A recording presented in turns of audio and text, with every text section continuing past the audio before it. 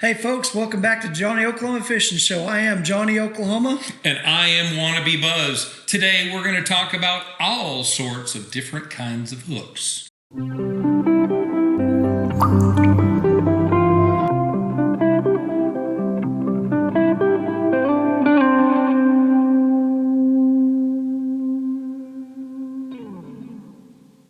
Last week we went out and had some fun. This week we want to get back to the basics again and keep teaching you more about fishing.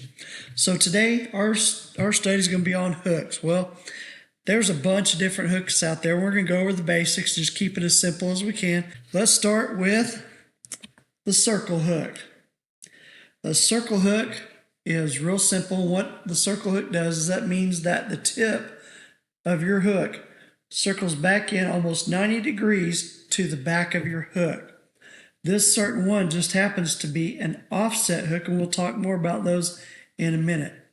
The plus side to these hooks is that they're built specifically for live baits or dead baits as it may be, but you put your bait on there, and what it does is it keeps the fish from being able to swallow this hook and get it down its gut. You're able to pull it out and it hooks. It's meant to roll over and hook in the side of the mouth, thus saving your fish a lot of trauma and possibly even death. Next one is a simple basic J hook. It literally looks like a J. See over there, Jonny? Ooh, so J. Jonny starts with J. This is not a J for a J hook. No, that is That's not. some cursive something, I don't know. I guess if you turned it upside down, it could be. There might be an L. Maybe. But hey, so J hook is just real simple. It's real easy. These are great worm baits. It's notated by the straight shank, curve at the bottom, the point coming up. Next is going to be that one we said we'd talk about here in just a minute. That's the offset hook. This likewise is a J hook, but you can see at the top it's got the offset. I'm going to pick up a bigger one here so it's a little easier to see, because we're going to talk a little bit about sizes here in just a minute, because size does matter. So our offset hook is meant so you can put a worm on here and allow it to relax and look completely normal. We'll show you a little bit about that here in a little while. Simple J hook.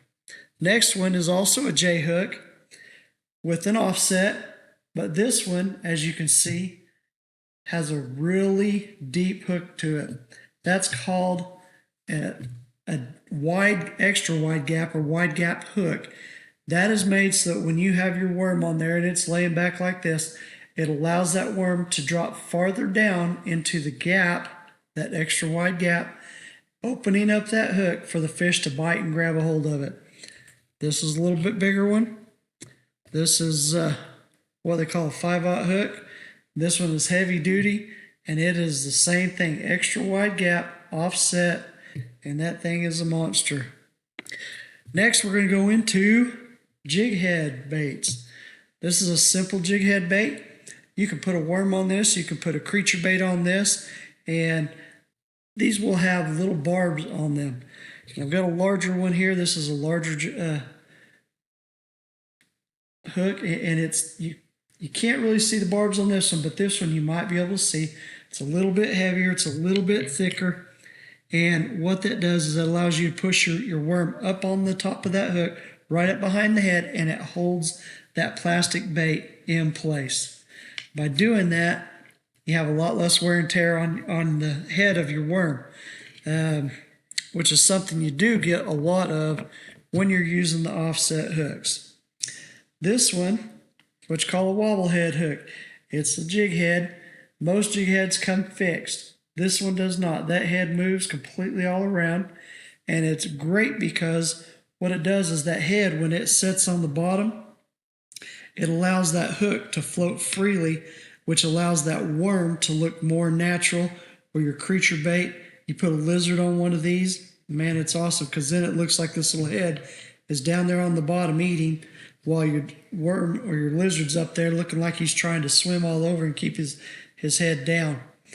And simple wobble head, that one is another one, and that one's just a little bit smaller, as you can see. The last one that I want to talk about in the J-style hooks is a weighted hook. You can see on the back here, this has got a triangular shaped hook. This is also a worm hook, and it's made so you have this little spiral thing on the end, a coil as it may be, and you can take your worm and spin that sucker on there and hold it. That frees up the worm to do whatever you want. You can fish it like that, but what most people do is they'll rig that up so it runs weedless. Sorry about that. This is the same thing, just a little bit larger in a solid red color. The weight's a little bit smaller, but you can really see that triangle head on it. And you can see that coil right there standing out against the red. And those are really good hooks if you want to start using worms really soon. They work really good and they're real simple to use. Last but not least of all the hooks we want to talk about today is the treble hook. Now this is a larger one, not quite as large as the extra one here that we've got set out. Buzz brought these. These have a special purpose, and we'll talk about that in a little bit. But these treble hooks, as you can see, have 3 hooks on them. That gives you a greater opportunity to hook a fish. Now, where do these apply? Well, I like crankbaits. This one just happens to be a larger one, and you look at the hooks on that. They're not as big as these hooks, but they are good sized hooks. The larger your bait, chances are the larger your treble hook is going to be. However, you don't want to go too large because then it kills the wobble of your fish or your bait, and it slows down that action. When it does that, fish aren't as attracted to it. So then you have tiny ones, and you can see these hooks aren't anywhere near as big as the hooks we have down here on the board. And but those hooks match this bait. It allows this little guy to get in there and have free wobble and not have a lot of weight pulling him down in the tail or in the head or body of it, and allows it to move like it's supposed to, which attracts the fish. Yeah, we talked about this a little bit earlier where us as guys, we go and we look and we're like, well, if that's good, then bigger is better. That's right. Well, sometimes bigger is not better. And when you're looking at a bait, a lure that is designed to swim a certain way, okay, I'm going to put bigger treble hooks so I can get, more chances of hooking that fish. Same thing we talked about with our swivels. You get too big of a swivel, too high profile, it's not going through the water, right? It's heavy, it's weighing it down. It causes the lure not to do what it's designed to do. So if you ever decide that you want to put bigger treble hooks on, you might be surprised when that lure does not work like it used to because it was not designed for those sizes. That's exactly correct. And line can affect that too. It's the same thing as line. I mean, when you put mono on, the mono floats, but you put fluorocarbon on, the fluorocarbon sinks. Yep. So the weight of the hooks, the size of the hooks, will do the same thing to your baits. So correct. Now you said that one of these was a 4-aught or a 5-aught. Yep. Let's talk about aught for a second. We have this right here, and we'll show it up to this camera. This is a great way to talk about the sizes of hooks. Really so we've got a number 1, we've got an aught or a 1-aught, 2-aught, and these are pretty large hooks. Smaller hooks, you'll go 1, you'll go down from there, you'll 5, 6, 7, 8, even to little itty bitty ones. What he's talking about is there's 2 different scales. There's the standard scale and there's the aught scale. The standard scale starts at 1 and goes up to, I think it's 32. And as those numbers go up, the hook actually gets smaller. So when you get it's similar to wire.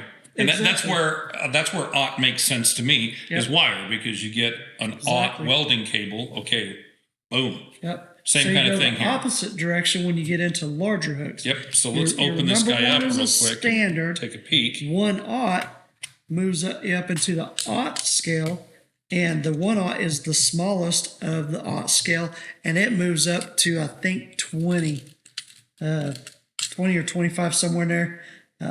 I think it's just 20, which is a very big hook. Correct. You're doing deep sea fishing at that point. You're fishing for really big fish. So is this a number 1 or is this a 1-aught? That's a number 1. Okay, so you got a number 1 here, and you can see the difference in size between a number 1 and an 8/0 hook. Yep. That is gigantic. Here is my 5 right here. My 5 looks big until you put it up next to that 8, and then, oh my goodness, it just dwarfs it. Yeah, so I'm going to tell you right now, I actually cheat. So when I was rigging these up to one of my koike Wait, you cheat? all the time. Yeah, Cheat I'm never to playing win. cards with you again. No wonder I'll lose. Exactly. Golly. So what I do is in my sink over there, I'll get a pail and I'll fill it up with water. And then like you get so these are Japanese baits. They're all the rage right now. People are calling them koikes. Well, that's the American way to say it. It's actually a koike. Kind of like, the little drink, the sake bombs, the drink that, there's a drink from Japan. Well, they call it sake. It's not sake, it's sake. You go to Japan and call it sake. No, it's the stuff that's supposed to get you super drunk super fast. Oh, yeah, I'm not a drinker, so I don't know, but I don't either. Whatever. So what I do is these float. And I wanted something that just barely sunk, like just barely. So what I did is I put this hook in here and I dropped it in there and it kept floating. And then I went one bigger and I dropped it in there. And then I found the right size I liked so it would just barely sink. And that's how I chose the size of the hook for these guys. I did the same with this. I wanted it barely to sink, so I looked at the weights, and I finally found that one. And when you put that on that, it sinks super slow. So I'll cast it out, it hits the water, and I'll let it sink almost like it's a slow drop shot. And I'll let it get to about where I want it in the water surface. That one day it wasn't very clear, so I was only going down about 3 to 4 feet, and then I would just bounce it. And these things wiggle and jiggle, and I don't know if they think it looks like a spider, or I don't know if they think it looks like, I don't know what they think it looks like, but they like biting on these A guys. sea urchin, maybe? How many times has a largemouth bass seen a sea urchin? That's a good question. I have no idea what they think it is, but That's they what I hear love to people hit saying it. about them. They look like a sea urchin. Well, they do look like a sea urchin, but I don't know of a bass that's ever eaten a sea urchin. I don't know what they look like. They love them. So I've got 2 different ways to rig this up. Like you're seeing here, when you get these, they come and they have a hole right down the very center of them, which is great because that's where you can put your hook. You can send your hook right down the center and you won't have to tear up any of the plastic. So let's say I wanted to rig this guy and I want it to just slowly sink. That's the right weight for this. If I wanted it to float, which let's say we're going to rig that guy up, this is the one that will let it float pretty well. And what I do is for this one, just put it on the end, hook my swivel on it. Like I said, let it sink down to however deep I want it, and I'll just pop it and pop it and pop it. This one, I was rigging differently, and the way I was doing it is I was putting a single in there so it would float. I put about 1.5 foot long leader, and I took a weighted swivel and put the weighted swivel up front, say, I think it was about 18 inches off. So the weighted swivel would sit on the bottom of the pond, and this guy would float up.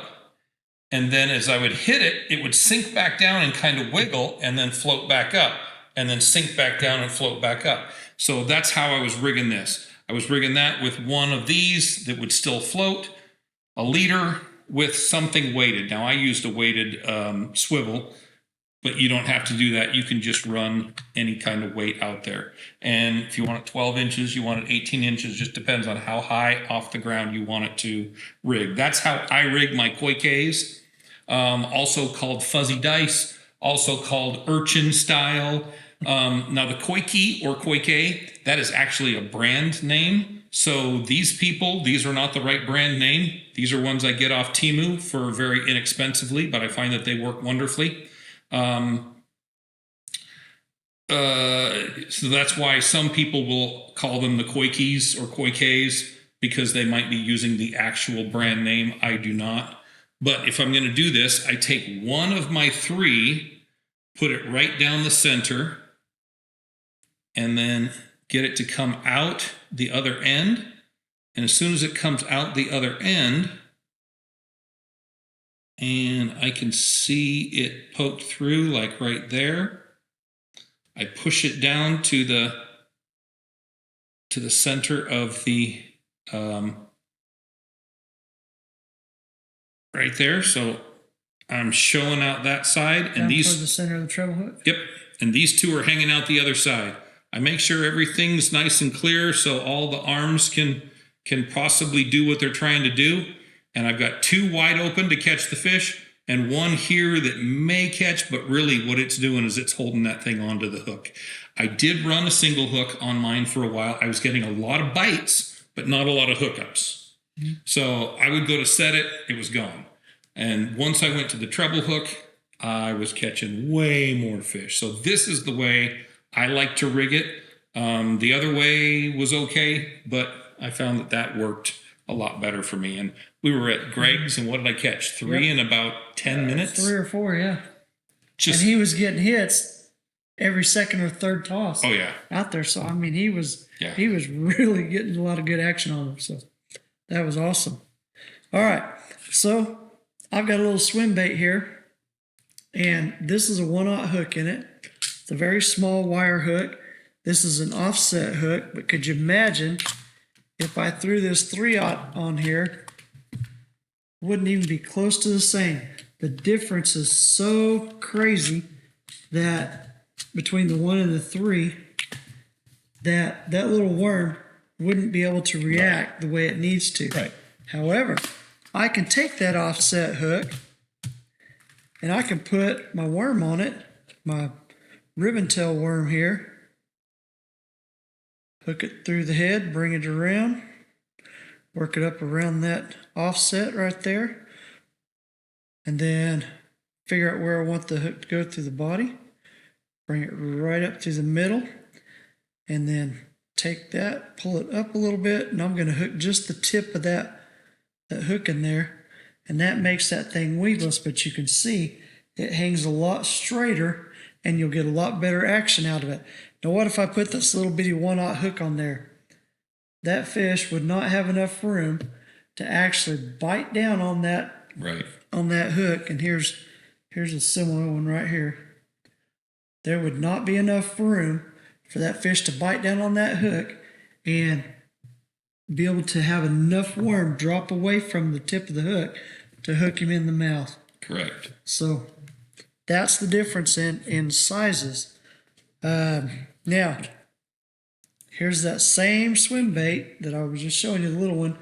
This is a bigger size. This one, I use the extra wide gap hook. The reason why is that great big body. I will rig this up exactly like I did this worm, and I'll do it for you now. I'm going to put that hook right down the center, right at the tip of the mouth, come out just below the head. Then I'm going to run this thing up to the end of it, roll it over the offset, figure out where my hook's going to go through. Now this particular bait, my favorite, if you don't know it yet, this is a Strike King Rage Swimmer. They've got a little groove on the top and a groove on the bottom where the tip of the hook can go in. And if you look at that, that thing will lay straight and flat and will swim just great. That tail will wobble back and forth and back and forth and back and forth, make this thing actually look like it's swimming through the water. But could you imagine what it would look like with that next size up? Now, believe it or not, that's one I will rig with that next size up, that heavy duty hook, because that heavy duty hook will get the hook sets I need when you're rigging up a worm, when you're rigging up a bait of any sort, and you want to know which size is the right size. Play with it, look at it, study it. I mean, single hook versus treble hook. Get 10 times more hook sets than you will with the single using the treble hook. And Buzz learned that the hard way, right? Yeah. So here we are. Trying to help you. But that's one of the reasons why we hit the water and we go fishing. That's right. And like I said before, I like to test things. And I was really impressed. First of all, I wasn't sure that these were going to be wonderful because they don't really look like anything a bass eats. No. And I was getting so many hits, I was really quite surprised. Yeah. And again, I'm learning. Well, I'm not getting the hook sets. Went to that. Now I am getting the hook sets. So again, we're learning, we're adjusting. You're going to find things that you like. You probably never knew what that offset was for until you saw that. And as soon as you see this and you go, oh, well, that makes sense. The straight body of the worm is going to go on the offset and then on the hook. And this is going to hang down off the bottom.